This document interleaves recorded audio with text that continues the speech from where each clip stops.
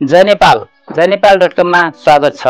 हिजो अर्थात् 2082 जेठ 19 गते सोमबारका दिन सामाजिक सञ्जालमा अचानक एउटा शब्द भाइरल भयो, म झोले हो। यसको सुरुवात गरेका थिए प्रधानमन्त्री एवं एमालेका अध्यक्ष केपी शर्मा ओलीले। त्यसपछि त के चाहियो, एक कान दुई कान हुँदै त्यो मैदान भयो। पार्टीका शीर्ष नेताहरूदेखि भुइँ तहसम्मै जम्मै छायो, म झोले हो। पृष्ठभूमिमा नेपालको नक्सा र नमस्कार गरेको एउटा फोटोमा ठुलो अक्षरमा म झोले हो लेखिएको छ। त्यसमुनि एउटा सामन्ती परिवारको दास बन्नुभन्दा देशमा परिवर्तन र विकासको झोला बोकेर हिँड्नु कैयौं गुणा उत्तम हो लेखिएको डिजाइन थियो प्रधानमन्त्री ओलीले सेयर गरेको सामग्री। त्यसपछि अर्थमन्त्री विष्णु पौडेल, महासचिव शङ्कर पोखरेल, प्रधानमन्त्रीका राजनीतिक सल्लाहकार विष्णु रिमाल, सञ्चार तथा सूचना प्रविधि मन्त्री पृथ्वी सुब्बा गुरुङ, सूर्य थापा, शङ्कर पोखरेलकी धर्मपत्नी सुजिता साक्य, उनकी बहिनी अर्थात् सांसद मेनका पोखरेल हुँदै तलतिर फैलिएर यो व्यापक भयो। के हो झोले अभियान? खासमा झोले शब्द सकारात्मक सन्देश दिने अर्थमा प्रयोग गरिँदैन। यसले सकारात्मक बिम्बको काम पनि गर्दैन। नेपाली शब्दकोश अनुसार झोले शब्दको अर्थ 1 अर्काको झोला बोक्ने, 2 झोल भएको रसदार र 3 झोला भिरेर हिँड्ने हुन्छ। चलनचल्तीमा झोले शब्द कुनै राजनीतिक दल वा अमुक नेताको आज्ञाकारी, अन्धभक्त, आत्मसमर्पणवादी, विचार, दर्शन र आदर्शबाट च्युत कार्यकर्ता अर्थात् राजनीतिक रैतीको पर्यायवाचीको रूपमा पनि बुझ्ने गरिन्छ। अर्को अर्थमा विवेक शून्य मान्छेको अर्थमा पनि यसको प्रयोग हुने गरेको छ। झोले बिम्बले आदर्श वा निष्ठाको अर्थ बोध गराउँदैन। बाघ र स्यालको बिम्ब एउटै हुन सक्दैन। सर्प र बिरालोको बिम्ब पनि एउटै बन्न सक्दैन। त्यही भएर नयाँ आएका राजनीतिक शक्तिका कार्यकर्ताहरूले एमाले, माओवादी, काङ्ग्रेसका नेता तथा कार्यकर्ताहरूलाई झोले शब्द प्रयोग गरेर गिज्याउँछन्। त्यस्तै एमाले, काङ्ग्रेस, माओवादीका नेता कार्यकर्ताहरूले नयाँ राजनीतिक शक्ति वा पार्टीका नेता कार्यकर्ताहरूलाई हनुमान शब्द प्रयोग गरेर व्यङ्ग्य गर्छन्।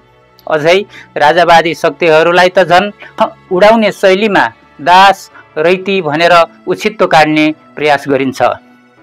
यस्तोमा एमालेले भने सगौरव म झोले हो भन्ने अभियान चलाएको छ।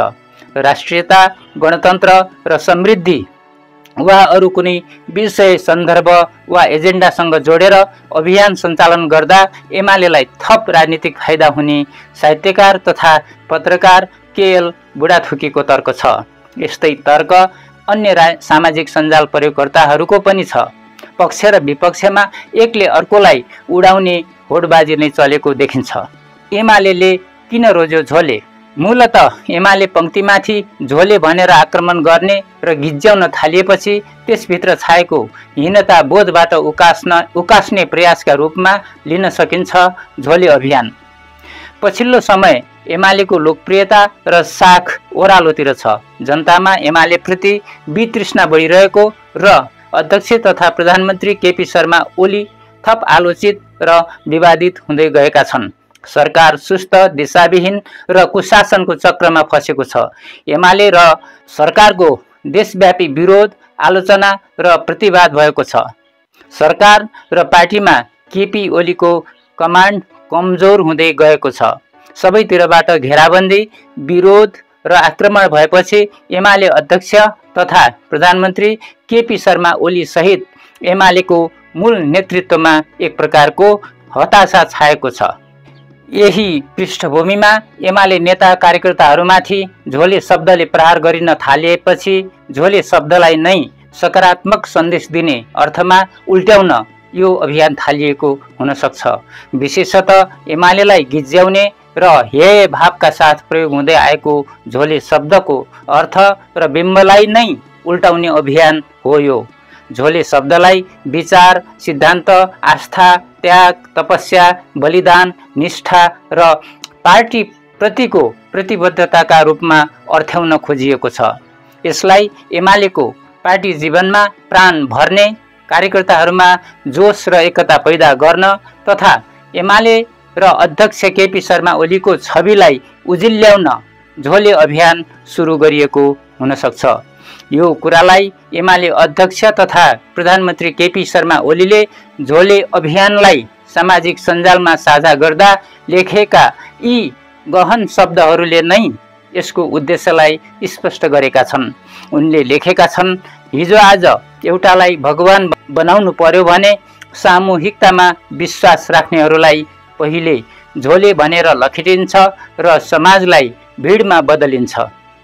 भिडसँग बल अवश्य हुन्छ तर सत्य नहुन सक्छ। सामाजिक सञ्जालमा झोले भनेर खेदियो भन्दैमा सत्य अँगाल्न नछोडौँ। सामूहिक र सङ्गठित आक्रमणबाट हरेकले आफ्नो निजत्व जोगाउनु पर्छ।